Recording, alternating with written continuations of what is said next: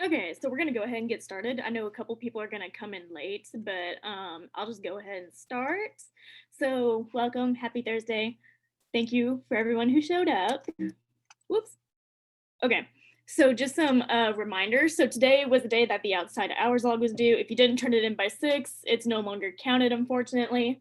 Um, so anyone who turned it in by 6, those hours will count. And then on the 17th, we have our last blood drive. And then next Thursday, we have our last meeting. So that's when the scholarship winners are going to be announced. And then also your hours will be logged into OrgLink by the end of this semester. So we'll let you guys know whenever everything is completely updated and added onto OrgLink so that you can view it in your co-curricular transcript and all of that fancy stuff.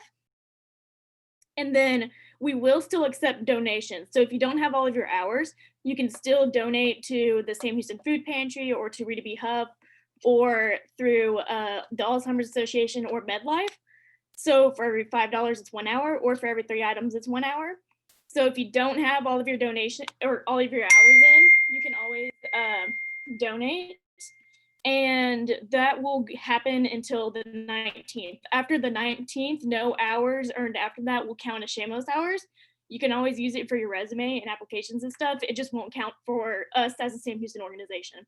And then if you do donate, make sure you email me proof of it so that way we have a record of it, or you can message me on GroupMe too. So like I said, it's the last blood drive. So we're almost done with the semester. I hope all of you guys are doing good. I know it's been rough. So hopefully everyone is doing good, making it through all your classes, hopefully passing them all. But yes, so the 17th is our last blood drive. We're hanging in there. So you get 2 hours for donating red blood cells, and then an additional 2 hours for donating plasma. Because it is our last drive, I think there's only like 6 spots left. There might be less now. So it got packed again, which is really good because that's a lot of spots that we filled up. And then you also get 1 hour for every hour that you pass out flyers. Just make sure you email Denise how many hours you pass out flyers for, and then those will count. And then, as always, if you have any questions, feel free to message us in the GroupMe, or you can email us here. And then now we have our speaker from Sandstone Chiropractic Health. So here's Dr. Kaufman. I'm going to stop sharing so that you can share your screen, and I think it should work.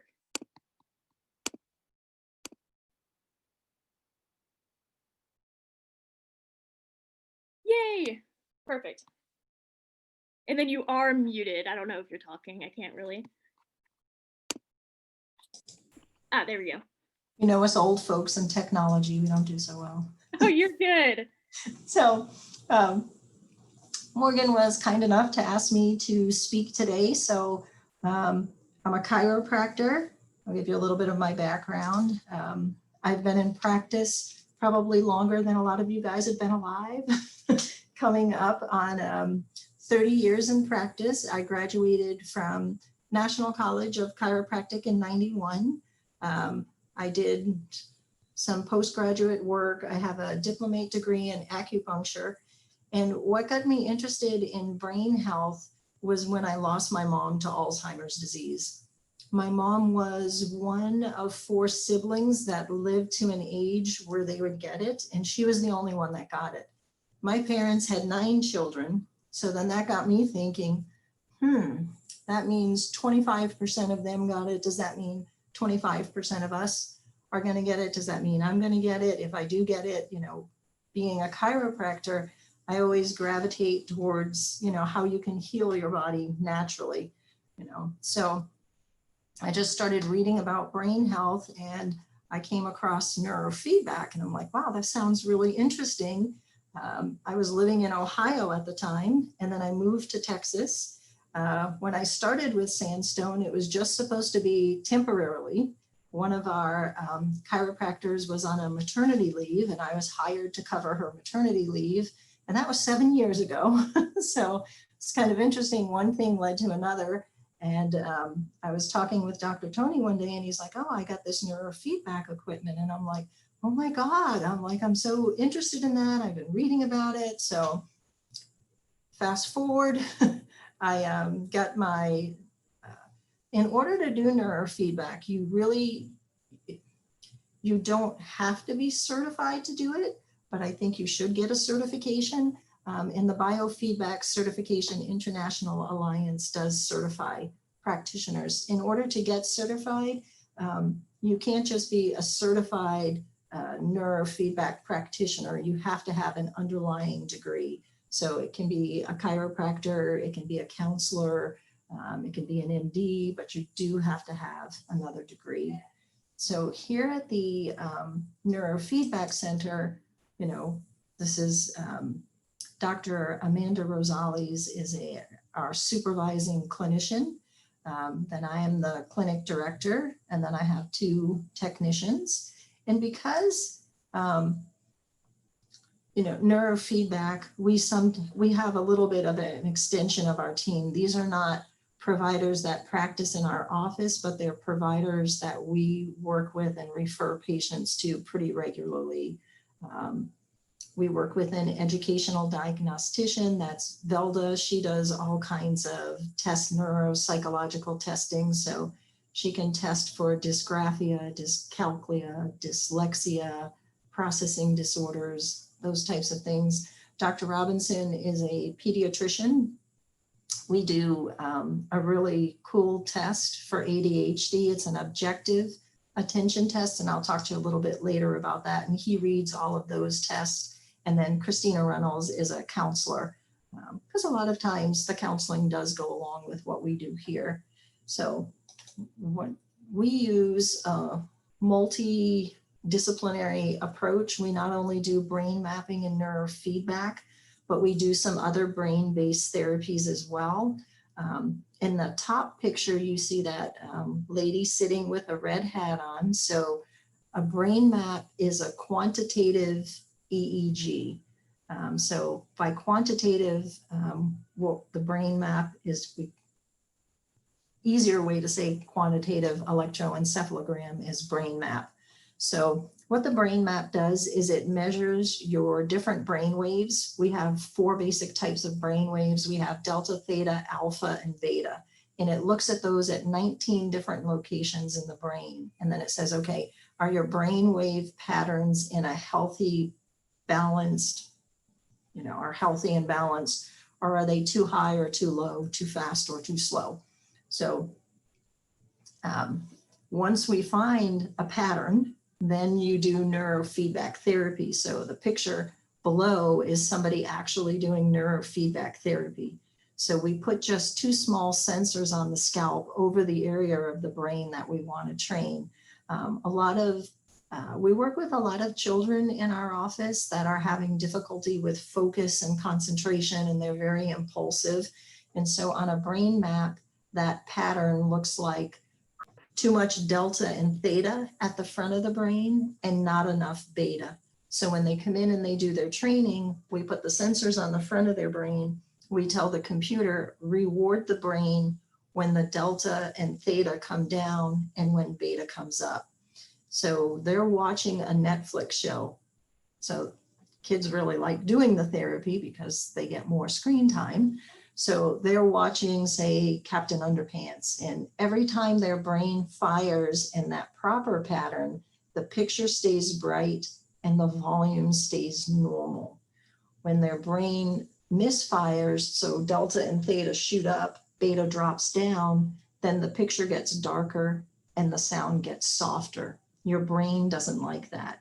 Your brain craves stimulation. It wants the brighter picture. It wants the louder sound. And it learns, hey, in order to get what I want, this is what I want to do. This is what I have to do. And the delta wave is your deep sleep wave. Your theta wave is when you're daydreaming, when you're visualizing something, if you're half asleep, half awake. Alpha is, hey, I'm awake, but I'm relaxed. I'm just chilling. And then beta is when you're flexing your mental muscle. So if somebody's really struggling with their attention, you can see how that would easily happen if you have, all your sleepy and daydream waves up here and, mental muscle is down here. So that's one of the populations we work a lot with. We also, some of the other therapies we do oxygen therapy. It's not a hyperbaric chamber. We actually have the patient wear an oxygen mask, and we combine it with whole body vibration therapy. So whole body vibration therapy is kind of interesting. They did some studies. The studies started out because they wanted to know, why does a dog shake? So what they found is that when the dog shakes, it actually decreases the firing of their limbic system. The limbic system is that more ancient part of our brain that drives that fight or flight reaction. So they found when the dog shook, less stress. So they thought, hey, it works for dogs. I wonder if it works for people. Let's take veterans with PTSD and have them shake and see if it improves their anxiety. And it did. So, and then the oxygen part of it, I mean, what tissue doesn't heal better with oxygen? Just, bringing more oxygen to the brain, it's going to heal better. We do some pulsed electromagnetic field therapy, or PEMF. In 2015, the Federal Drug Administration actually approved it as a treatment for depression.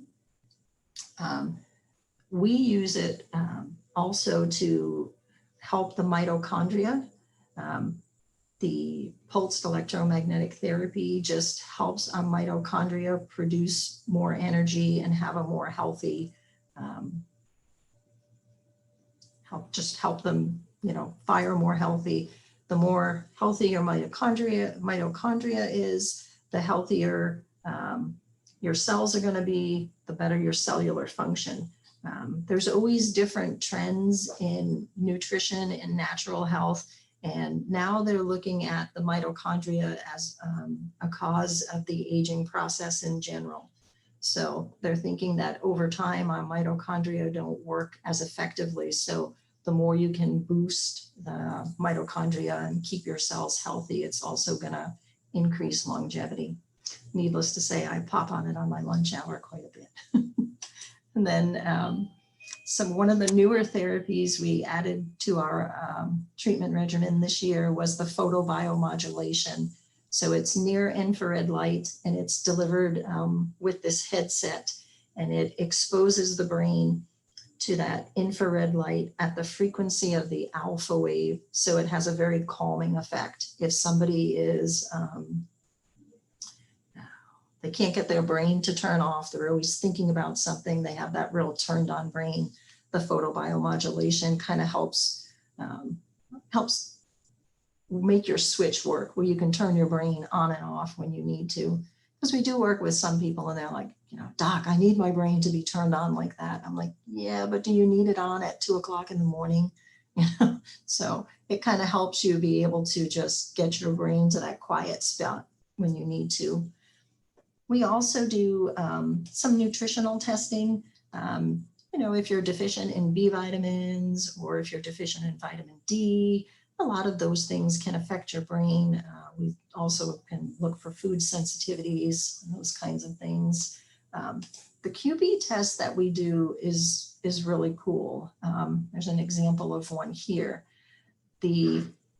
The way right now that a lot of children are diagnosed with ADHD, when they go to their pediatrician, the pediatrician does the Vanderbilt questionnaire, and it's a series of questions, and usually the parents fill one out, and then the teachers fill one out.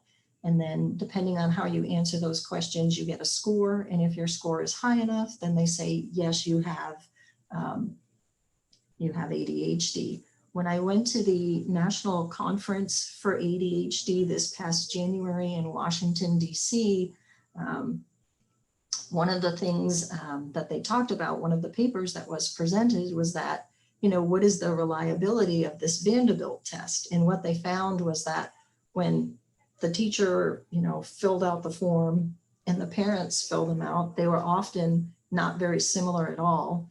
And then when they had the teacher and the parents fill them out again in 2 weeks, even that same teacher filling out the same form, it could be very different. And they found the same thing even with the parents. And so what they found is that if the child was having a bad day, they tended to get a worse score. So what's really nice about the QB test, it's an objective measure of attention. So the way it works is that the child is sitting in front of a computer screen and they have a little clicker in their hand, and they wear a headband with a mirrored ball on it. And so there's a camera and it's measuring the movement of the ball. People that have ADHD have a lot of excessive head movement when they're doing that test. And they're given that clicker, and it's a pretty, honestly, it's a boring test because you're sitting there. If you're under 12, you're sitting there for 15 minutes. And if you're over 12, you sit there for 20 minutes and you're just waiting for a particular target to come across the screen. And you only push the clicker when that target is there. So if somebody is really struggling with their attention, they miss a lot of targets because they're off staring here, they're looking here, oh yeah, let me get back focused again. It also gives a measure of impulsivity. So if somebody is very impulsive and their target is a blue square and they see blue and they push immediately and it was a blue circle. So people that are impulsive have a lot of extra clicks. People that are inattentive miss a lot of clicks. And so you can see this test on the left is an abnormal test. All those squiggles on the top are the head movement. When you look at the graph on the right, you can see, somebody that doesn't have ADHD. And like I said, Dr. Robinson, the pediatrician, he likes using this. He actually specializes in ADHD because what he'll do, if he's medicating somebody, then he likes to repeat their test on medicine, because if the medicine is working, it should look like the graph on the right, not the one on the left. So that's kind of what we do, here in the office. Kind of in a nutshell, we just help get the brain in that perfectly balanced pattern.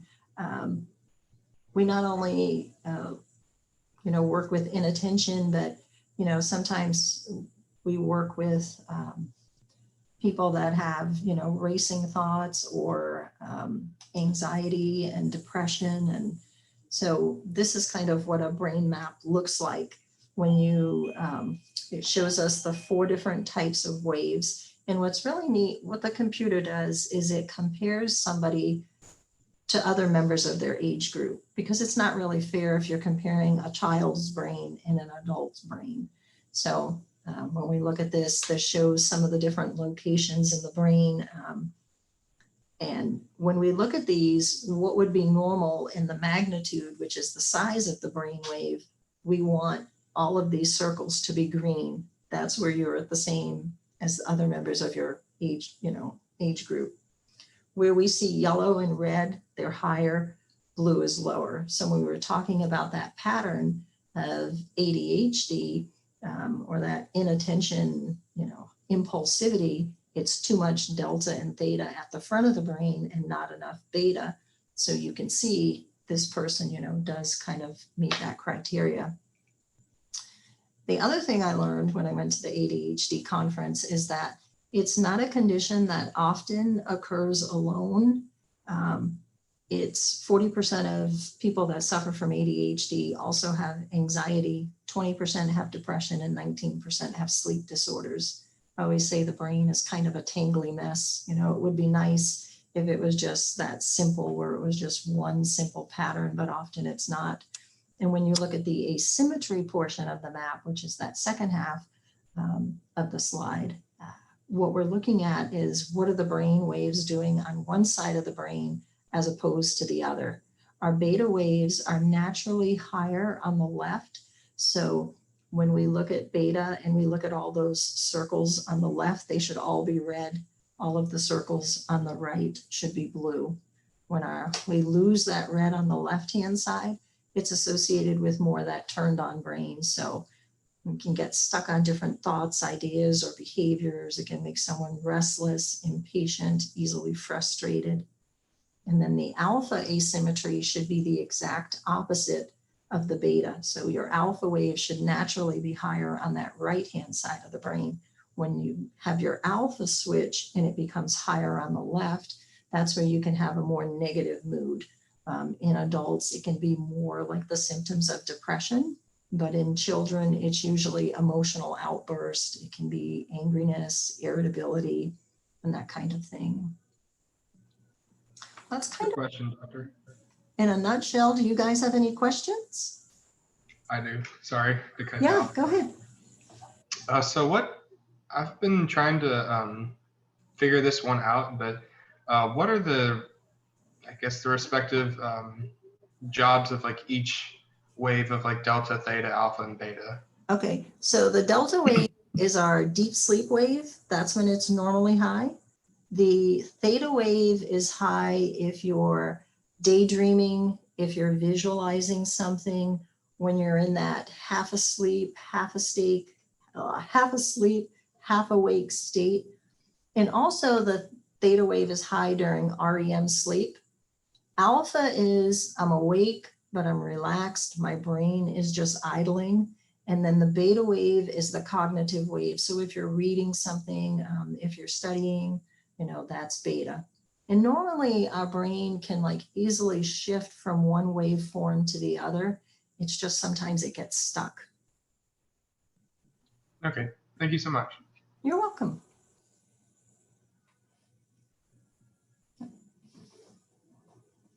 I could talk all day about this, but I don't want to bore you guys because I geek out on this. So that's me. I find it fascinating. Other people are probably like it's a snooze, but I don't know. So I kind of have a question about like your practice a little bit. Okay. So do you ever have adults that come in that weren't diagnosed with ADHD as kids, but kind of want to try to be diagnosed as adults? Yeah, we do have people that come in and actually the brain map, and I always tell patients, we can't really use this for diagnostic purposes, but we can look and see if they do have that inattention pattern, especially sometimes what happens because ADHD does follow a genetic pattern. So sometimes a child is diagnosed and the parent will come in and say, hey, I was exactly like that as a child. I still struggle a little bit. Can you map my brain too so I can see what it looks like? And oftentimes, the apple doesn't fall too far from the tree. They're usually pretty similar. Okay, cool. Thanks. Mm-hmm.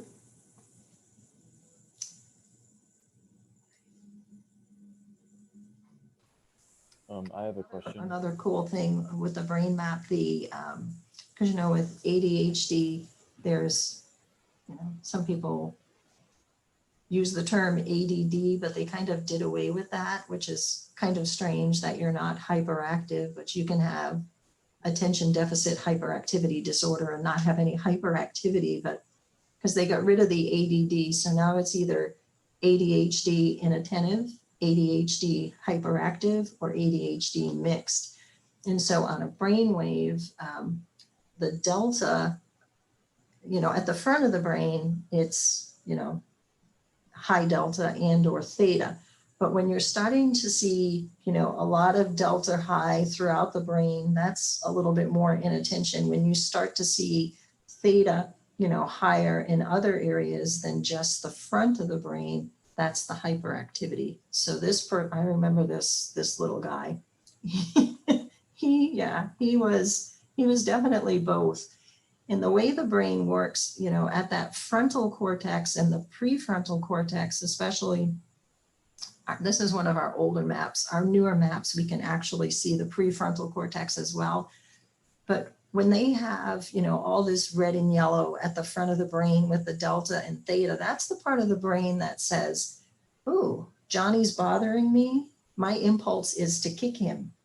So when we come over here and we look at the beta waves at the front of the brain, that's the part of the brain that helps us with our decision making and our judgment.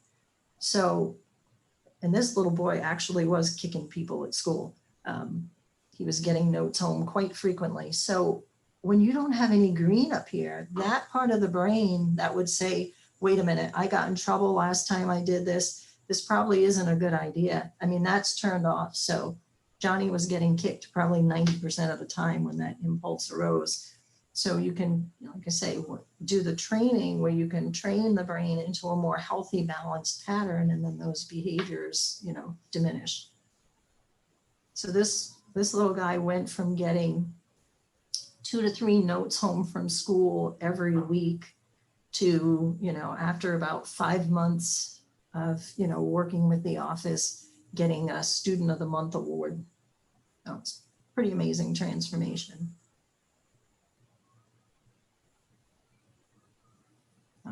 I had a question. Sure. I was wondering if you had ever any patients who had all four of those frequencies, like all high or all low. Yes, we do. When you see global high frequency across the brain, say somebody has had a traumatic brain injury, you will see every single circle high across all frequencies. And then what's kind of interesting, when somebody like is in the initial phase of that traumatic brain injury, all reds and yellows across the board everywhere. After a person has been in that pattern for a while, years later, we'll see everything turn blue. I worked with a patient, he played ice hockey all through high school and college. He grew up in Canada, and he had had a lot of concussions. And when he came to our office, he had just kind of, I call it brain burnout, when everything is blue like that. And he had to quit his job because he just didn't have the mental capacity to do it anymore. And I remember his mom and sister came with him to that first appointment. And they said, man, you got to fix him. He's not like, this isn't what he's like. So we do see that sometimes, where see it just, power down like that. A lot of times too, what's kind of interesting is that the brain can't tell like an emotional trauma from a physical trauma. They both kind of look the same on a brain map. Initially things are very high, and then over time, everything gets low. We have worked with a couple patients who were diagnosed with complex PTSD, just had horrific childhoods, and they kind of had that blue brain, where everything is just low. When you have a lot of blue in your beta wave, it gives you almost like a sense of mental fatigue. When your alpha waves start to turn all blue, that's associated with physical fatigue. When the theta waves get all blue, that's associated with a lot of working memory issues. Working memory is kind of like short-term memory, but you have to hold it in your short-term memory and do something with it. So if I give you a number and say, repeat that back to me, that's short-term memory. But if I say, repeat it back to me backwards, that's working memory, because you had to actually do something with it. So when the theta waves turn blue, that's their working memory. Their memory is suffering. When the delta waves turn blue, they're usually having disruptions in their sleep patterns. So. Thank you. You're welcome. If somebody is, another thing that can make them all red and yellow across the board is alcoholism. Any kind of toxic exposure to the brain too. If somebody has been, like lives in a toxic moldy environment, that can make them all red and yellow as well.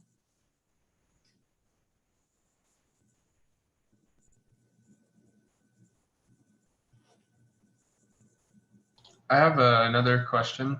Sure. So you're talking about specific circumstances, and then with alcoholism, you could say diseases. Have you seen any patients who were clinically classified as like a sociopath? I haven't seen anybody who is clinically classified that way. Okay. I was just curious because Yeah. read a lot I'm of sure, crime books and just got to think about it. Yeah, there are some psychiatrists that do neurofeedback therapy too, and I'm sure they've probably seen some of those, those patients. I'm trying to think what what brainwave pattern they might see.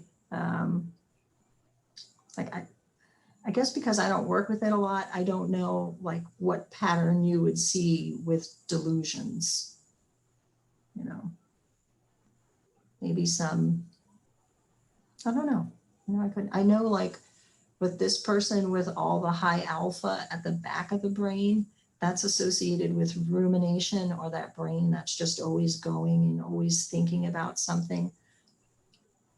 A lot of high alpha like that, I call it couch brain, because it's very demotivating.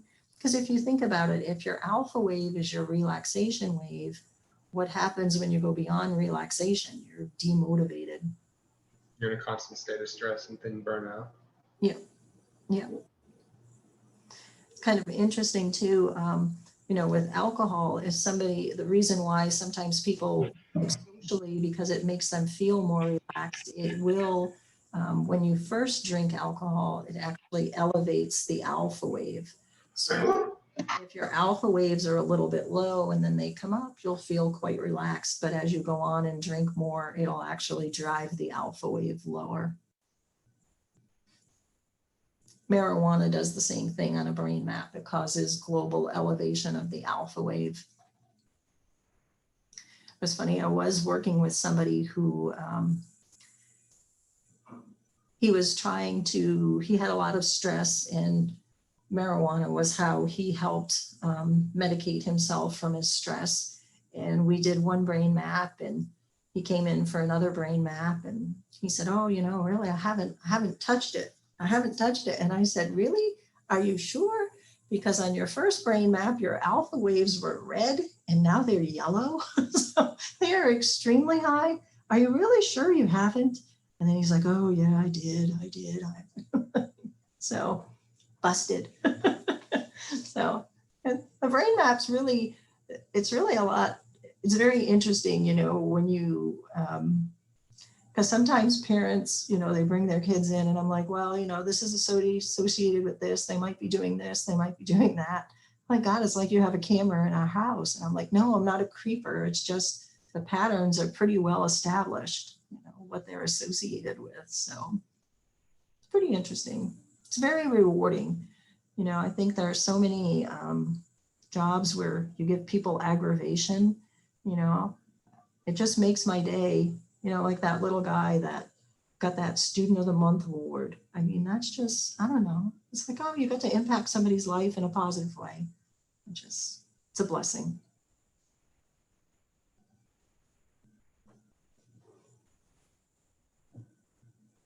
But it's kind of funny, you know, starting out as a chiropractor, you know, because for most of my, you know, the years that I practiced, I mean, I did traditional chiropractic. I mean, I also, as I have that diplomate degree in acupuncture. So when I lived in Ohio, I was actually an employee of a hospital, which was kind of a little bit untraditional, I guess, for a chiropractor.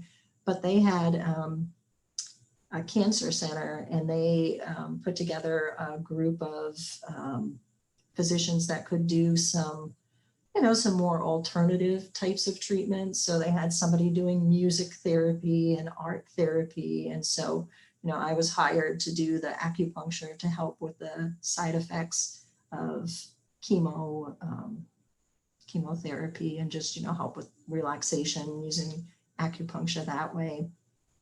But, you know, so if someone had said to me when I graduated, oh, you're going to be, you know, doing this neurofeedback stuff, you know, I said, you're crazy.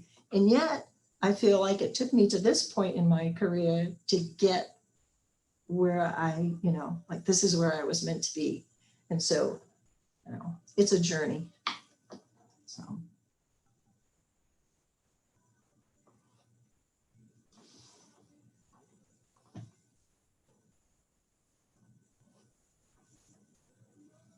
You guys have any other questions for me?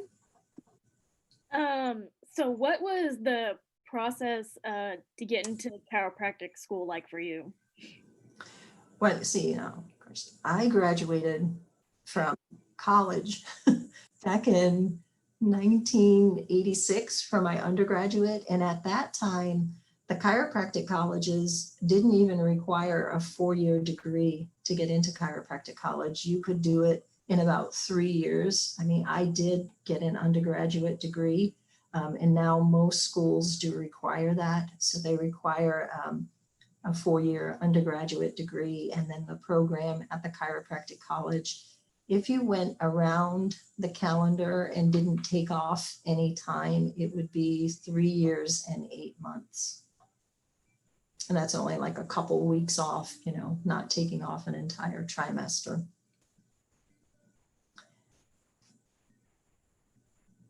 And then to get the neurofeedback certification, you have to, there's 36 didactic hours that you have to complete. And then you have to mentor with somebody who's been doing neurofeedback for at least 5 years. And you have to mentor with them for 35 hours. And then you have to take a certification exam.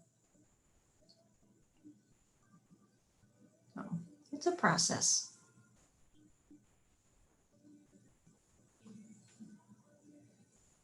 And then there are several different chiropractic schools. The one actually in Dallas, Parker is one of the best in the country.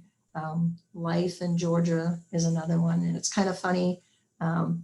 When I went to school, the one that I went to was considered, you know, one of the top-notch ones. So it's kind of funny, you know, how they've changed over time. But Parker is an excellent institution for sure.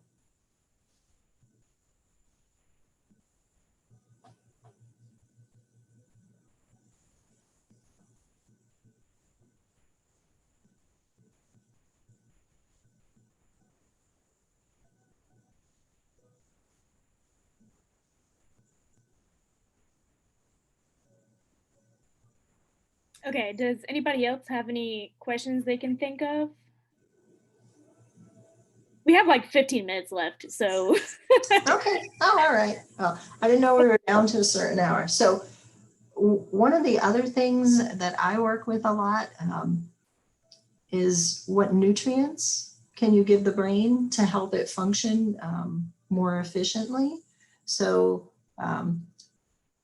magnesium, my staff will tell you, oh, Dr. Agnes and her magnesium. But you have over 300 chemical reactions in your body every day that require magnesium. And the effect that magnesium has on the brain is that it helps our brain feel more calm, and yet it helps the mitochondria make more energy.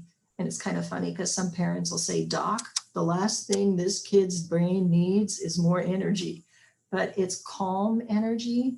And so with magnesium, whenever you're taking magnesium, you'll always want to make sure it ends in an ATE. So glycinate, citrate, acetate. The one that we like here in the Neurofeedback Center, threonate. And the reason why we like that one is because it crosses the blood-brain barrier a little bit better. So I love magnesium. Fish oils are excellent for the brain. Whenever you see reds and yellows on a brain map, think fish oil. When your mom told you, eat your fish, it's brain food, she was right.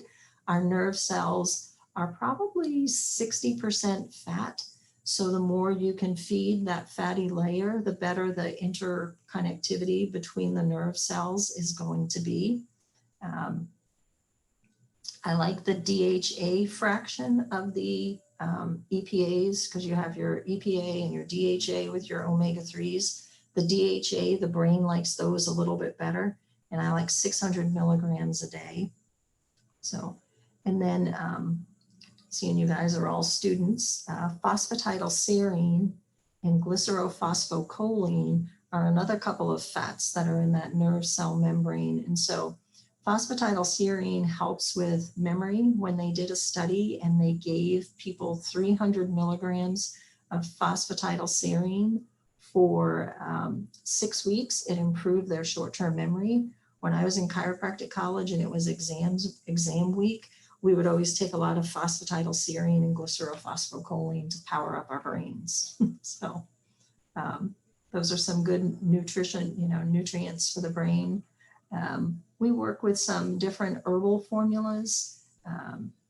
Chamomile actually binds to the same receptors in your brain that the benzodiazepine medications do.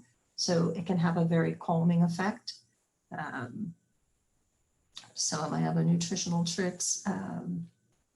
We use inositol, which also has a very calming effect.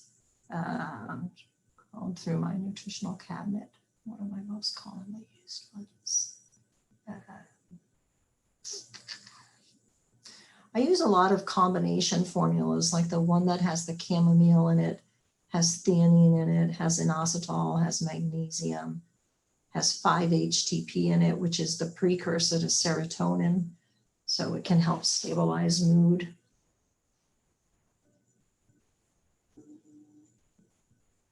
That's kind of crazy.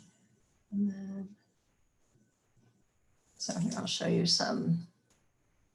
What's kind of interesting with brain mapping too, when you look at the types of depression, you know, we have all of these different types, but when we look at a brain map, we can't tell seasonal depression from postpartum depression. We just see a depression pattern. So, you know, here you would, when you think depression, think alpha wave. So the alpha wave, the magnitude is off. We're seeing a lot of blue in there. And then the asymmetry is off. That red pattern is not on the right. It's shifted to the left. But it's kind of interesting with anxiety, you can see some different patterns. If somebody has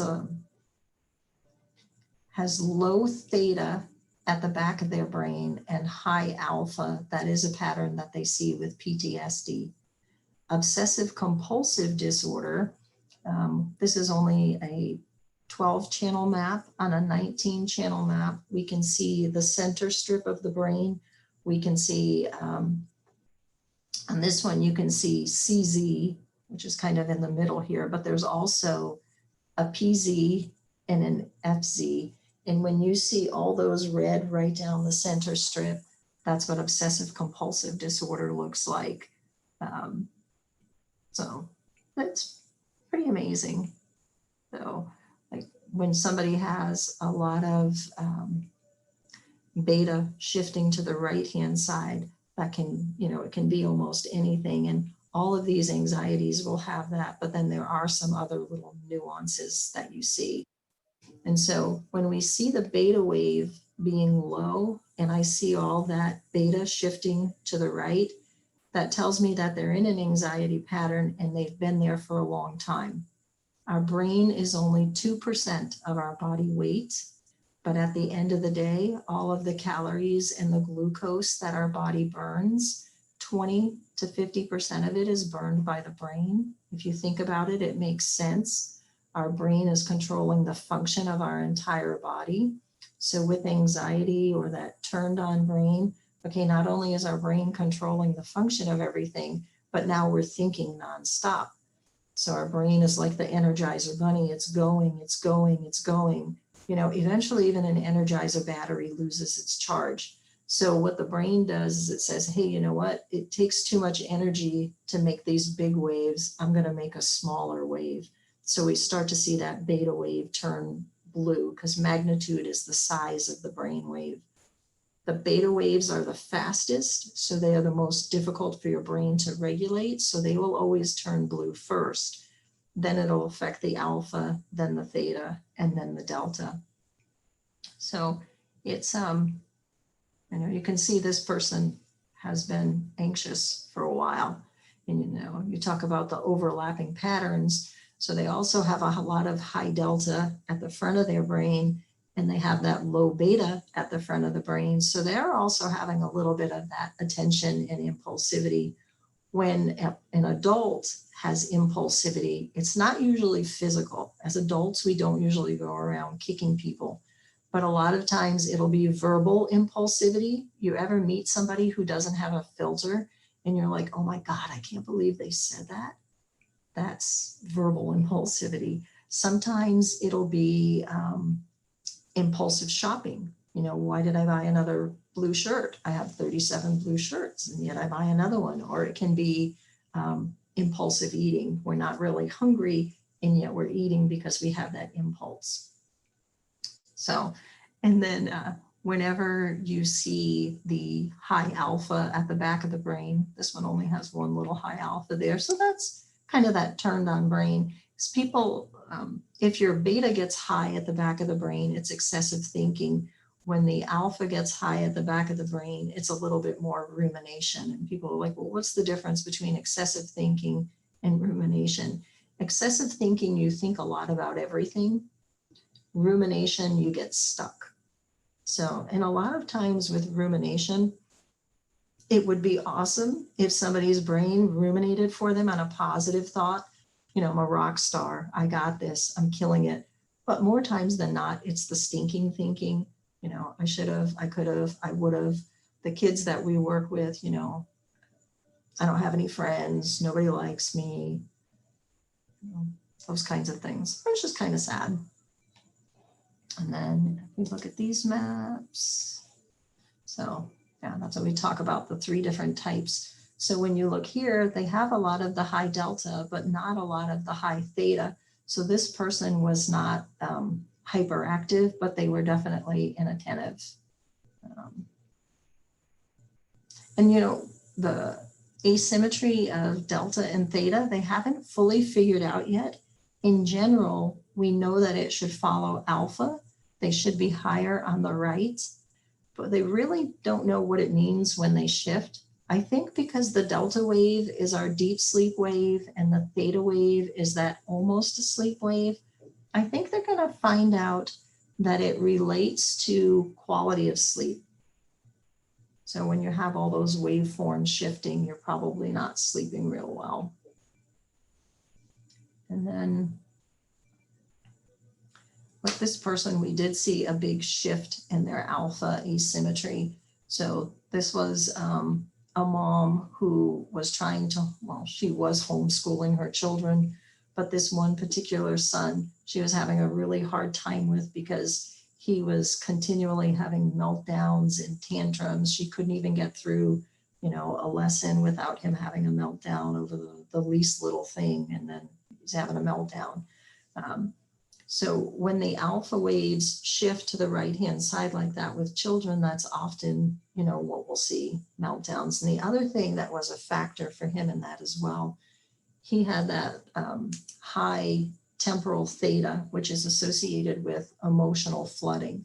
So what that means, if something happens, and I mean, it's not even anything major, their shoelace breaks, right? In the scheme of things, that's not on a scale of 1 to 10, that's about a 2. Maybe if it happened, I don't know, in the Olympics before you were taking off for your race, it would be an 8 or a 9. But in a day, you know, a broken shoelace is not the end of the world. But whatever emotion you have those temporal lobes red in theta, whatever emotion you feel, it's heightened. So it's a 2, but they feel it like an 8.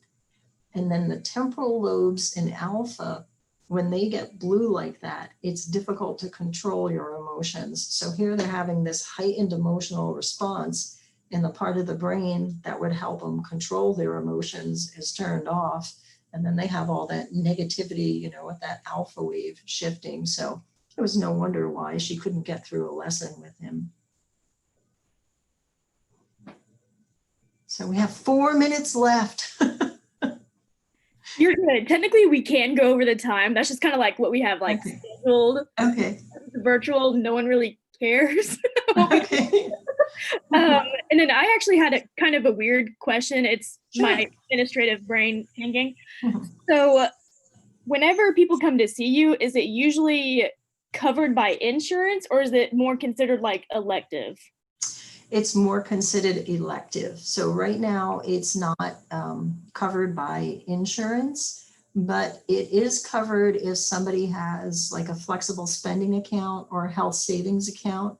They can use those if they have those through their employer. But the major carriers like Aetna, Blue Cross Blue Shield, United Healthcare, there are CPT codes for neurofeedback.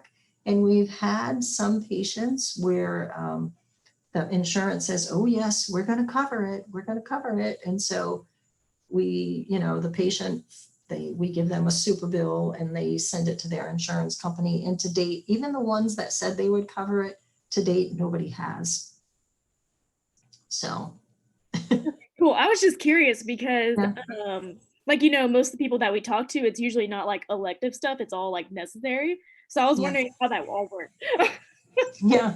And, you know, a lot of times when, like when patients come in, a lot of them, you know, have already tried medications or they're on medications and they're helping, but it's not getting them where they need to be. A lot of, you know, people have been to counseling, have been, you know, medicated, you know, kind of like chiropractic too sometimes, where people have tried a lot of different therapies to get rid of their pain. And, you know, it's like, okay, I've tried everything else. Let's try this. So, and sometimes we get, it's funny because sometimes we get people that, you know, like they absolutely do not want to use medication. And because they're like, well, if my child, you know, uses a medication for ADHD, they may end up, you know, using, you know, end up abusing drugs. And when they, I'm like, well, so learn this at my ADHD conference in January. The children that end up with substance abuse problems, a lot of them are the ones that got no treatment. And so then they're using those medications to self-medicate. So, and you know, some of the ones that use, I mean, they are a large class of the medications that they use are amphetamines. And I mean, they are addictive.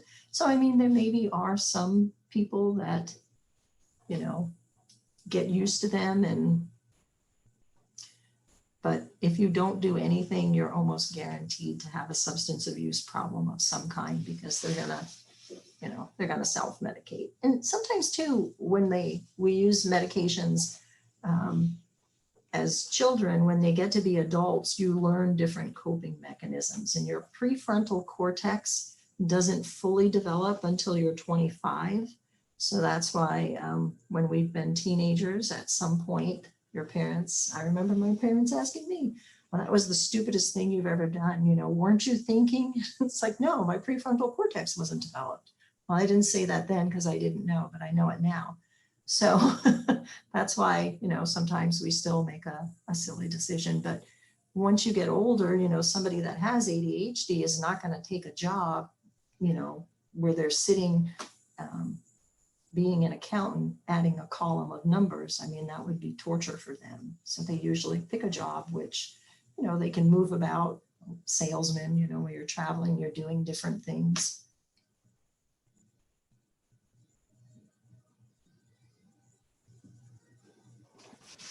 I had another question. Sure. Going back to like the brain food stuff, I don't know if it's true, but I heard dark chocolate is healthy for your brain. Is that true?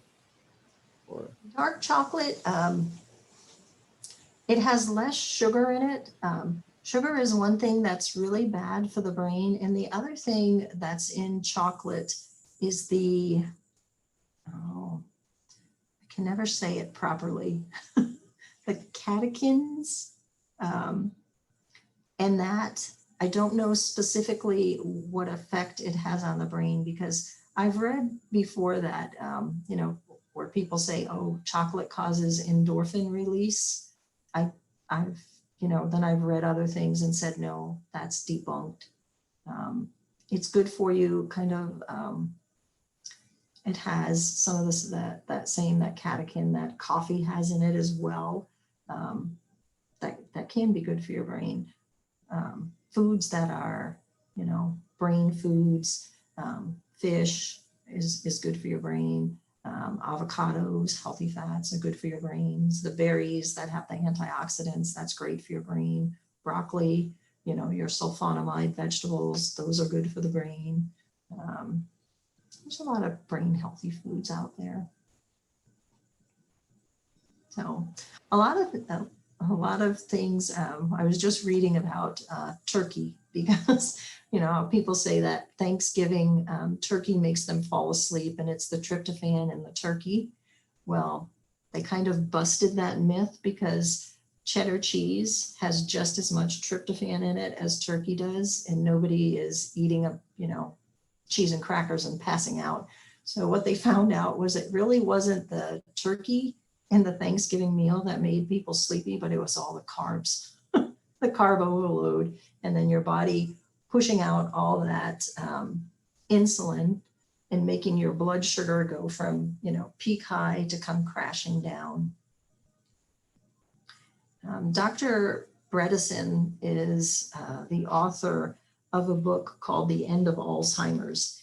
And he talks about one of the reasons why the Alzheimer's medications aren't super effective in, like it might slow it down, but it doesn't really treat it. Because he said there's actually 36 different factors that factor into Alzheimer's, and the medications only affect one of them. But he talks a lot about sugar and how bad simple sugar can be for the brain for that very reason, where it makes your blood sugar come up very high. Your body kicks out all the insulin, it comes crashing down, you feel tired, you eat more, up and down, up and down. Your brain has a very hard time adjusting to those fluctuating sugar levels. It likes, of course, we need glucose for our brain to burn for fuel, but it likes more of the complex carbohydrates, something like spaghetti squash or, sweet potatoes, where the sugar is slowly released and it keeps that blood sugar level more stable. Now, Thank you. you're welcome.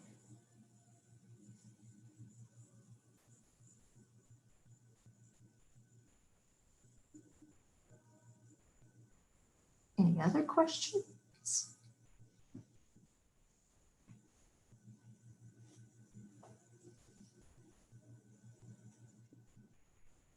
Okay.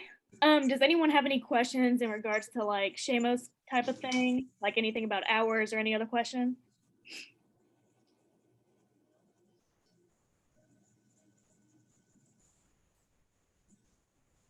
Okay, I'm gonna guess everyone is all good. Okay, cool. And then I do see in the chat we kind of missed a question from Allison. So she's asking, how do you feel about Texas Chiropractic College in Pasadena?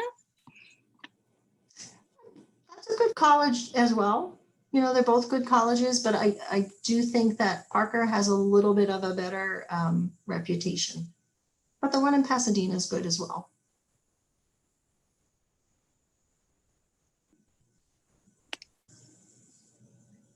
All right, cool. I guess if no one has any other questions, then that's it for this meeting. So thank you so much for taking the time out of your day to do this. No worries. So I guess that's pretty much it. I don't see any questions in the chat, so I think we're good. So I hope everyone has a good night. Thank you. You too. My pleasure. Thank you so much. Thank you. Bye. Thank you for We coming and appreciate it. answering our questions. Oh, you're welcome. Yes, thank you. We appreciate it. Okay. Bye.